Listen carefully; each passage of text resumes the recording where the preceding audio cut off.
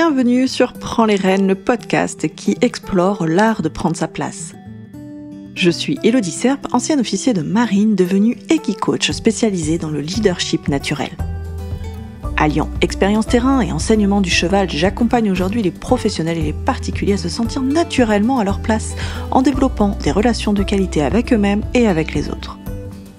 Alors si vous êtes à la recherche de pistes de réflexion, de retours d'expérience et d'outils concrets concernant l'affirmation de soi, la communication interpersonnelle ou encore l'esprit d'équipe, vous êtes au bon endroit.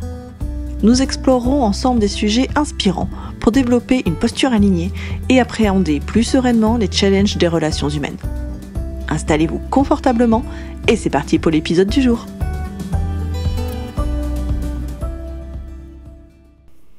Bonjour à tous, j'espère que vous allez bien. Alors personnellement, je vais très bien, un petit peu de fatigue, je vous le cache pas. En tout cas, je suis vraiment très heureuse de vous retrouver pour ce nouvel épisode. Et pour ce 10e épisode, j'avais envie d'échanger sur les émotions et plus particulièrement sur le fait de les contrôler ou de les gérer. Alors oui, j'ai bien utilisé le mot émotion, on part pas en courant. Je sais que certains l'assimilent presque à un gros mot, d'autres trouvent que c'est juste un mot à la mode. Alors, les émotions, ça fait pleinement partie de nous. On n'a pas le choix, d'accord ? On vit avec. Maintenant, le choix qui nous appartient, c'est justement, doit-on les contrôler ou les gérer ? Alors, il y en a certains qui me diront, Élodie, tu joues avec les mots. Eh bien, parlons-en. Alors tout d'abord, pourquoi ce sujet ? Tout simplement parce que c'est un sujet qui revient systématiquement au cours des accompagnements que je délivre pour les cadres, managers, dirigeants, etc. Et aussi pour les particuliers, mais tout ça pour dire que c'est présent aussi dans le monde de l'entreprise. Et ça ressort aussi dans les formations en management que l'on donne avec mon associé via la société Leadership Experience et ces formations qui sont assistées par le cheval. Eh bien, les émotions rentrent en jeu. De toute façon, quand on travaille avec le cheval, forcément, ça rentre en jeu, on ressent des choses, donc il y a de l'émotion derrière. Alors de plus, sur cette thématique-là, j'entends aussi des visions extrêmes et opposées. Premier extrême, une phrase qui est revenue, les émotions n'ont pas leur place au travail dans l'entreprise. Ah d'accord, donc en fait on travaille avec des robots, vive l'IA, et encore, quand on voit les progrès aujourd'hui sur l'IA, ça pose question. L'autre extrême, c'est les émotions, elles ont leur place, nous devons les laisser librement s'exprimer, faut que ça sorte de toute façon, en mode un peu open bar, vous voyez, pas de retenue, on s'en fiche de la forme, et donc de l'impact que ça a sur l'autre. Bon, pourquoi faire réellement du binaire comme ça, du 0 ou 1, du tout ou rien ? Je suis fondamentalement convaincue, et c'est la vision que je défends, que la vie est une perpétuelle question d'équilibre. Et donc, les émotions ont leur juste place, tout comme chacun de nous. Et si je vous disais que mes années d'officier de marine m'ont appris justement cet équilibre, qu'il m'était demandé, mais en fait, il était même nécessaire d'être dans l'équilibre au cours des missions, vous savez, ces missions loin, longtemps en équipage. Je vous rappelle, j'étais sur les bateaux. Peut-être que ça vous surprend. Mais en fait, vous verrez, je vais vous expliquer tout ça, c'est pas si surprenant que ça. Et pour l'anecdote, parce que vous ne serez pas les premiers à venir éventuellement me contredire sur ce sujet, car en effet, on est également venu me challenger sur cette notion en m'affirmant de but en blanc que dans les armées, alors généralité bonjour, parce que moi vous verrez, je ne parle que de ce que j'ai fait dans les armées, donc c'est-à-dire officier sur les bateaux de la marine nationale, donc je ne vais pas parler au nom de l'armée de terre, et encore c'est à travers mon prisme et mon expérience. Et donc, je reprends, on m'affirme de but en blanc que dans les armées, nous n'apprenons pas à gérer nos émotions, mais à les contrôler. Donc là, c'est intéressant, on met en versus deux mots, gérer, contrôler. On n'était pas d'accord sur cette notion-là, donc bien évidemment, vous imaginez bien que j'ai grincé des dents, et je n'ai pas gardé ma langue dans ma poche. Et donc, suite à ce différend, quitte à ne pas garder ma langue dans ma poche, je me suis dit, je vais vous le partager aussi sur le podcast. Allez, c'est parti. On va commencer avec la notion de contrôler ses émotions. Dans le verbe contrôler, ici, c'est pas contrôler dans le sens examiner, surveiller, inspecter, on s'en doute bien. On y voit ici, quand on parle de contrôler ses émotions, c'est plus la notion de maîtriser, contenir, voire même, si on va plus loin, endiguer, dominer. Merci le dictionnaire Robert pour les synonymes, au passage. Donc il y a une notion, enfin moi je trouve franchement qu'on est plus sur une notion où on y va en force, vous ne trouvez pas? C'est comme prendre la main sur l'émotion, voire peut-être l'étouffer. L'expression qui me vient en tête quand j'évoque cette notion de contrôler les émotions, j'ai l'impression que c'est comme si on prenait l'émotion, on la mettait dans la poche avec un mouchoir par-dessus. Voilà, on la traite pas, on n'a pas le sens de cette émotion, on prend pas le temps de la comprendre. Donc finalement, qu'est-ce qui se passe? On identifie, on prend conscience qu'il y a une émotion, qu'on est en train de vivre une émotion, et là c'est comme s'il y avait une alarme, un déclencheur, quelque chose qui, alors pas de déclencheur de l'émotion, mais plutôt une alarme, voilà, qui va se déclencher dans notre tête, et on va dire, oulala, il faut vite que je reprenne le dessus. C'est comme si la raison, vous savez, le côté très cartésien, logique, l'intelligence, je vais y arriver, pure, se devait d'être plus forte que l'émotion. En fait, que l'intelligence, que la raison prend le dessus, l'écrase, l'étouffe, la fait taire, tout simplement. Mais attention, contrôler ses émotions, ce n'est pas mal. Et bien au contraire, il est important de savoir endiguer des émotions, en particulier par exemple si on prend la colère ou la peur. Prendre le contrôle de ses émotions, ce n'est pas se laisser envahir par elles. Ce n'est pas justement leur laisser ou leur donner les pleins pouvoirs et les laisser dominer notre vie, nos choix, nos comportements. Par exemple, quand on rentre, peut-être ça vous est arrivé, vous rentrez dans une colère noire et après on se rend compte qu'on regrette certains propos et on va dire ah, mais mes propos ont dépassé ma pensée. Ah, en fait, à ce moment-là, effectivement, on n'a plus du tout le contrôle. Donc c'est nécessaire de savoir contrôler ses émotions. Mais à mon sens, ce n'est pas suffisant. En effet, on a identifié l'émotion qui pointe le bout de son nez, on n'a peut-être pas compris quelle émotion c'était d'ailleurs, et hop, on la contient, on la bloque, tout ça pour faire bonne figure, pour faire preuve de maîtrise de soi. Alors c'est une très belle qualité, la maîtrise de soi. Mais par contre, à quel moment on a pris en compte réellement l'émotion? À quel moment avons-nous écouté son message? À quel moment avons-nous considéré cette émotion? Et c'est là que la notion de gérer ses émotions nous propose quelque chose de plus efficace, un process qui va aller plus loin. Pardon, j'ai shooté dans mon micro, parce que oui, je parle toujours avec les mains. Voilà, ça, je m'arrête pas. Donc, pourquoi je dis que c'est plus efficace? Parce que justement, on va prendre le temps de considérer, de comprendre l'émotion que nous vivons. Sans cela, on contient. Ok, mais on contient jusqu'à quand? En fait, on met sous cloche là un système naturel qu'on a en nous. C'est naturel. Et donc, on empêche l'expression naturelle de notre nature profonde. Ok, il y a un peu répétition, mais au moins, j'insiste bien que c'est le côté, c'est naturel en fait. À un moment, au lieu de lutter, peut-être faisons en sorte de comprendre.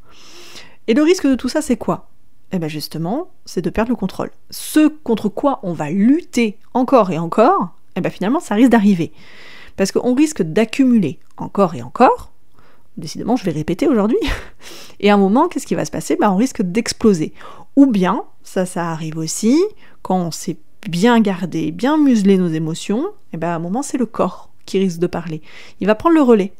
Par exemple, alors moi, une des émotions qui m'a pris le plus de temps peut-être à gérer, bon, j'en ai deux, la peur, la colère, je pense que c'est pas forcément évident de les gérer, en tout cas je parle à mon nom, et donc la colère, j'ai appris à la gérer, mais de temps en temps, je suis plus dans le contrôle que la gestion.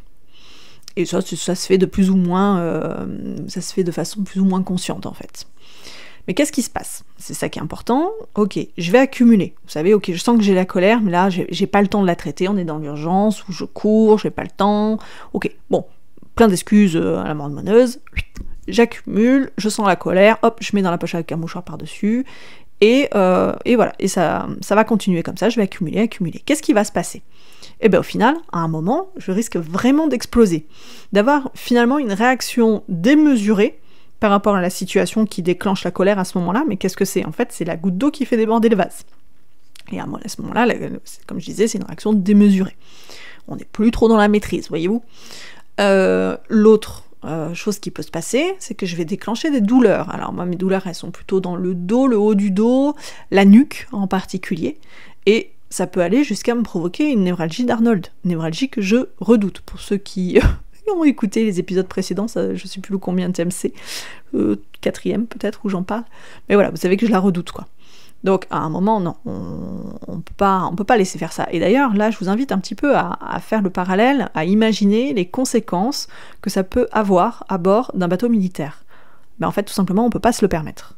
Entre la navigation, les opérations, etc., nous devons apprendre à gérer nos émotions, et non pas seulement à les contrôler. Nous devons de rester maîtres de nous-mêmes en toute situation. On peut pas se permettre de se mettre en danger, mais en plus on n'est pas seul, on peut pas se permettre de mettre en danger les autres parce que, je sais pas, on passe sur la tronche, parce qu'on explose dans l'air. Non, c'est inacceptable. C'est pas possible. Je dis pas que ça n'arrive pas, ça arrive. Hein. On n'est pas des maîtres zen, hein, attention à ça. Mais à un moment, et d'ailleurs on arrive à l'observer. Donc l'intelligence émotionnelle, on va plus loin, on travaille beaucoup sur nous, mais aussi on arrive à détecter chez les autres quand il y a des choses qui commencent à se passer pour pouvoir aider la personne. On va d'abord effectivement essayer de contrôler, on va endiguer le truc, mais après on va rentrer dans la compréhension, essayer de comprendre ce qui se passe, etc. Pourquoi ? Parce que derrière, on a des missions qui peuvent être très très tendues, et à ce moment-là, on ne pourra pas se permettre d'en arriver là, ou il faudra savoir le gérer, justement. D'où les entraînements compliqués, challengeants autant physiquement que moralement, les stages d'aguerrissement, c'est justement pour apprendre à nous connaître de mieux en mieux, et apprendre à gérer tout ce qui se passe en nous, autant nos pensées que nos émotions.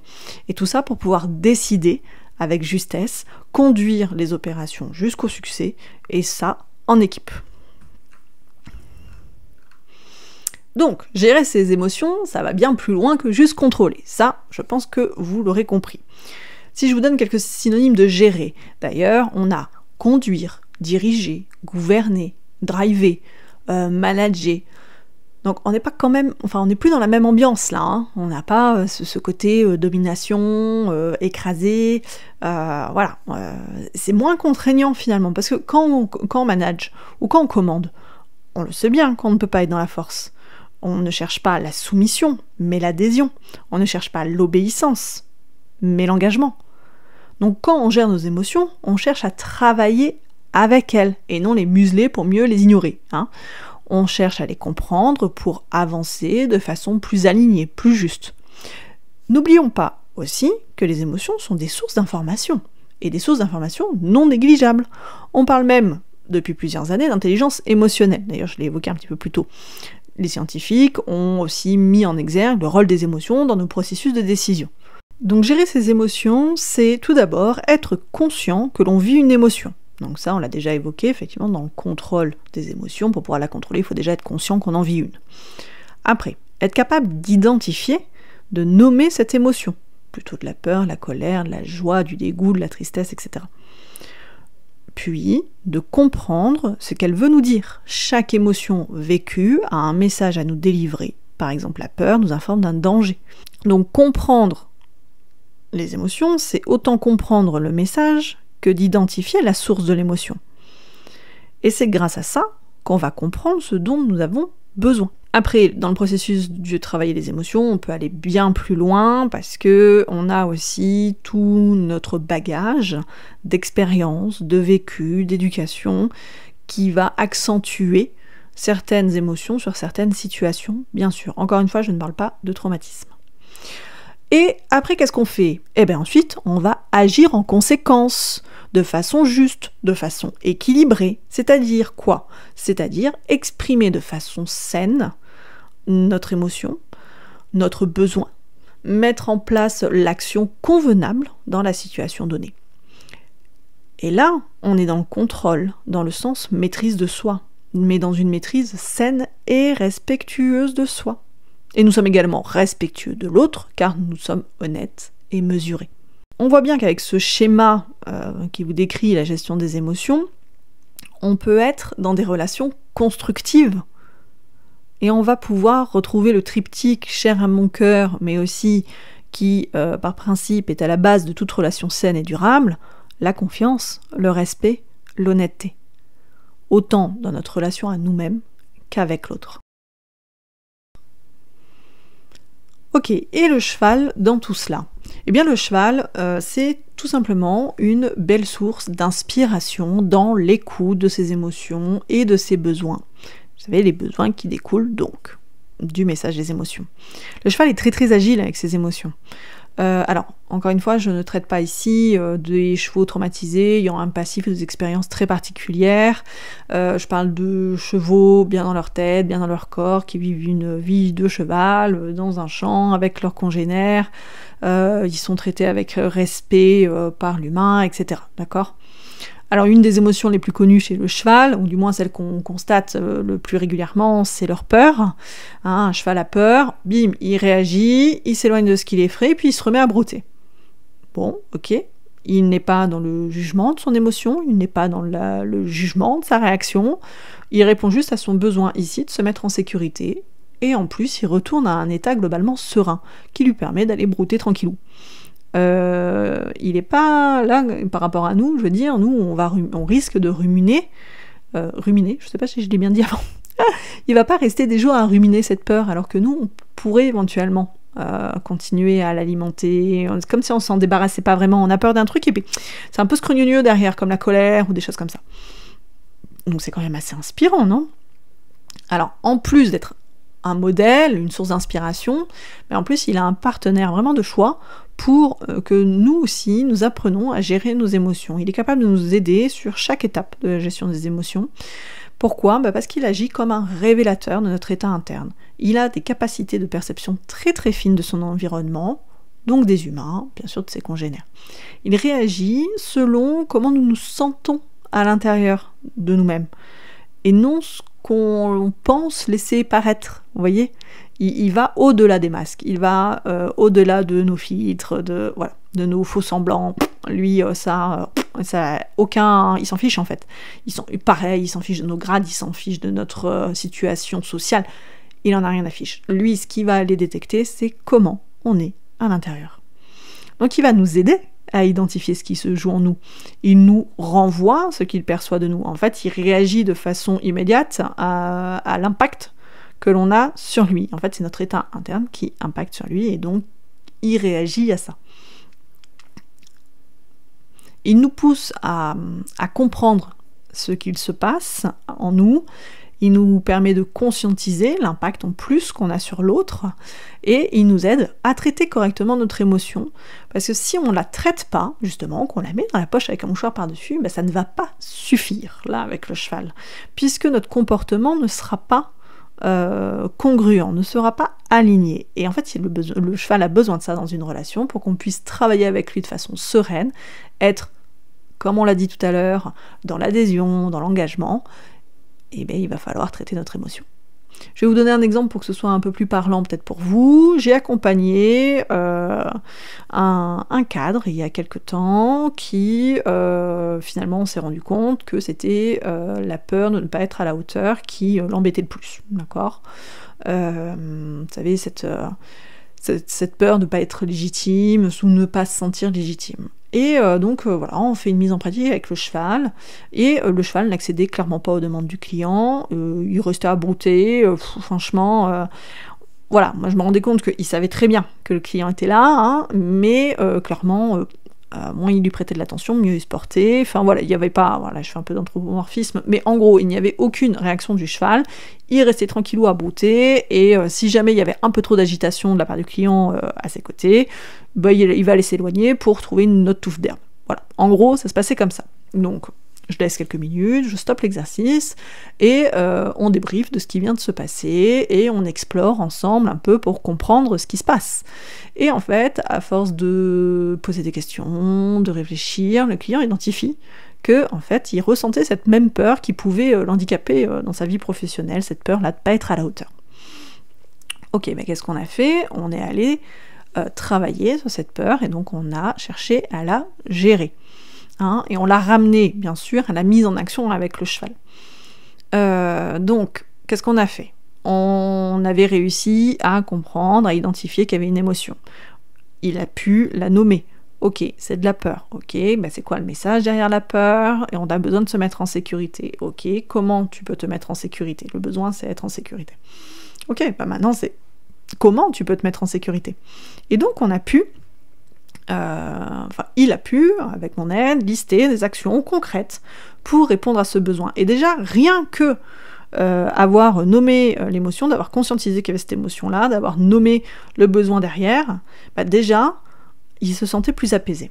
Et donc, une fois de retour dans l'espace de travail avec le cheval, le client semblait bien plus assuré. Et d'ailleurs, l'attention du cheval a nettement évolué. C'était plus la même déjà. Il prêtait attention au client. Il avait lâché la touffe d'herbe là. Et donc, au final, la relation a pu s'établir. Et c'était super intéressant parce que le cheval s'est mis à suivre le client. Ils ont pu interagir ensemble. Alors parfois, le client perdait l'attention du cheval. Et c'était super intéressant parce qu'au débriefing, quand je lui ai dit, je fais tiens, qu'est-ce qui a pu se passer à ce moment-là? Parce qu'à un moment, il me dit le cheval, à un moment, il s'est déconnecté, etc. J'ai dit ok, mais est-ce que tu en saurais la cause? C'est bien beau qu'il se déconnecte, mais à quoi tu peux lier? Il me fait en fait, c'était au moment où je commençais à avoir des doutes. Je commençais à douter de moi, ma peur revenait au premier plan. Et ça correspondait au moment où le cheval commençait à se dire... on voyait en fait qu'il commençait à se séparer. Par exemple, il faisait un slalom, on voyait que le cheval ne suivait plus en fait le client. Et donc c'est super intéressant parce que de lui-même, il a pu associer que les conséquences de cette peur et que en apprenant à la gérer, finalement, il réussissait à retrouver suffisamment d'assurance et permettait d'assurer le cheval et que ce dernier lui donnait l'attention et était dans la coopération. Donc voilà, je trouve ça, à chaque fois, j'utilise le mot magique, mais c'est pas magique, c'est très fort en fait comme expérience. Voilà, je suis heureuse de pouvoir vous la partager et encore mieux, je suis heureuse de pouvoir vous la faire vivre quand cela est nécessaire. Et si vous en avez envie, n'hésitez pas à me contacter. Voilà, donc je trouvais vraiment essentiel de partager avec vous dans cet épisode cette notion-là de gestion des émotions et faire un petit peu la différence entre contrôle et gestion. Voilà, donc certes pour avancer et réussir dans la vie, ce que moi j'appelle réussir dans la vie et avancer, c'est s'épanouir, être heureux, on se doit, enfin en tout cas c'est ce qu'on nous demande, de développer un savoir-faire, c'est ce qu'on nous demande à l'école, lors de nos études, tout le volet technique de nos métiers, divers et variés, mais on a aussi besoin de développer un savoir-être, dans lequel l'intelligence émotionnelle et donc relationnelle ont toute leur place. Alors quand je dis intelligence relationnelle, ça peut être sociale aussi, c'est un autre mot qu'on trouve. Ne négligeons pas la place de nos émotions, leur impact est bel et bien réel. Il vaut mieux s'en faire des alliés et non des ennemis. Et ça, pour une vie, des relations équilibrées, saines, alignées, respectueuses. Voilà, et en tout cas, c'est tout ce que je nous souhaite. J'espère que cet épisode vous a plu, vous inspire, vous donne envie de prendre les rênes de vos émotions. Alors prendre les rênes avec souplesse et respect. Et en tout cas, si vous souhaitez échanger à ce sujet, en savoir davantage, je vous invite à me rejoindre sur mes réseaux sociaux, autant LinkedIn qu'Instagram. Voilà, je vous mets les liens en bio. Je vous souhaite une belle soirée, journée, ça dépend à quel moment vous écoutez ce podcast, et je vous dis à très vite. Ciao! Nous voici à la fin de cet épisode. Un grand merci pour votre écoute. Envie de réagir au sujet du jour, de soutenir le podcast ou encore de ne pas rater les prochains épisodes? Je vous invite à vous abonner et à laisser 5 belles étoiles ou bien un commentaire sur Spotify ou Apple Podcast. De mon côté, il me reste à vous souhaiter une bonne journée ou une bonne soirée. À bientôt pour un prochain épisode.